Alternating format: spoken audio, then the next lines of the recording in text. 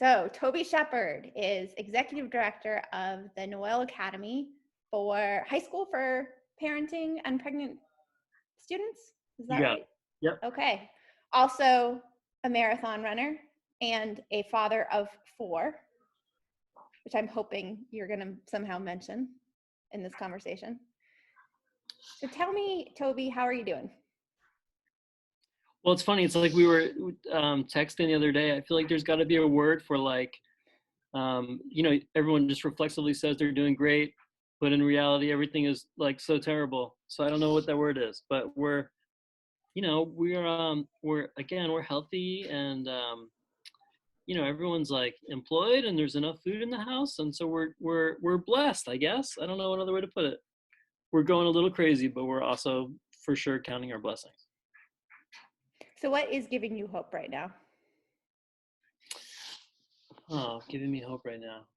Well, that's a good question. What's giving me hope right now? Well, I have been just like super impressed by the staff at our school. So we've got, just under 25 full-time faculty members and staff members. And they have just been like so incredibly flexible and creative in not missing a beat in responding to these just like very uncertain times and trying to just do their absolute best to make it work for our students.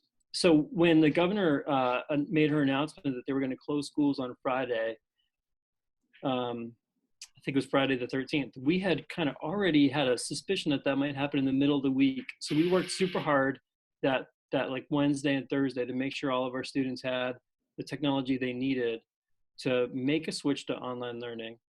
And then when the governor announced that she was going to push up everyone's April break, the staff at our school basically said no. They said, you know what, we're ready to go. Like, our kids have already typically missed a lot of school. They've been out of school. They're a little bit older. And our staff didn't want to take a sort of unexpected week-long vacation. So we just plowed right ahead. That Monday, we opened back up. We had like 80% of our students online, doing chemistry lessons, doing geometry lessons, just, doing our best to not miss a beat.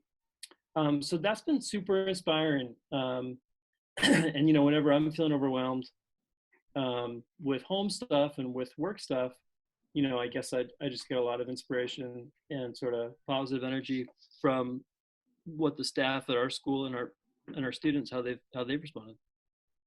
How are the students doing? I think it's a mix. I mean, I'd be lying if I said everyone was great. It seems really challenging, like a lot of folks, our students and their families, can often be like living on the margins, paycheck to paycheck, in hourly positions or whatever it is. So we sort of, you'll appreciate this, Jess. I think I applied on like a Sunday for the grant application to the Rhode Island Foundation, the United Way, for the Emergency Relief Fund. And I tried to just sort of put together a narrative that described what I thought was going on.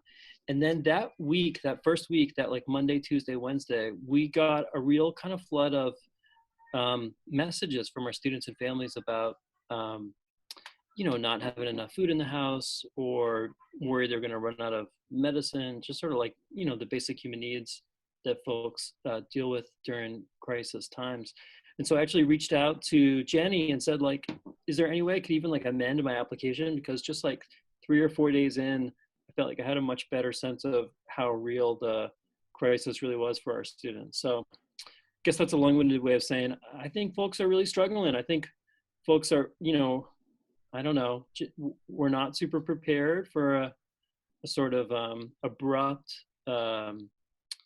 interruption like this that seems indefinite. And, a lot of our students are trying to figure out, when, like, for example, when the mall's going to open back up so they can try to return to their job, like very sort of basic stuff like that.